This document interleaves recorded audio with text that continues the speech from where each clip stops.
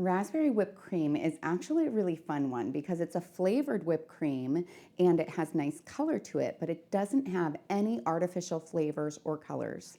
All I do is I use my freeze-dried raspberries, I blend them up and turn them into a powder. You can also buy a raspberry powder that way too, but it's actually super easy to make, so not a big deal.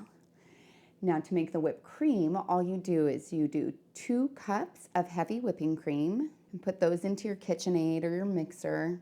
The handheld mixer is going to take just a little bit longer to make it into whipped cream, but it'll work as well.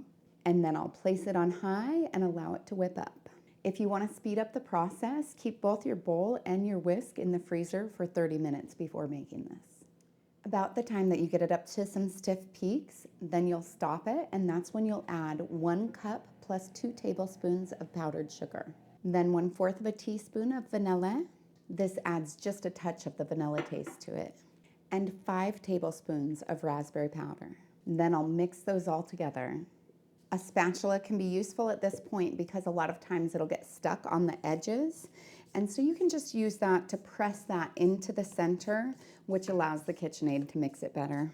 And you can see that this makes this really lovely pink whipped cream that tastes amazing. This whipped cream is good on any number of things, but one of the things that I really like to eat with it is actually strawberries. It makes for a little bit thicker whipped cream because of the addition of the fruit powder, and then you dip the strawberries on it and they just hold so nicely and you get the taste of both the strawberries and of course the cream and the raspberries at the same time. So really good.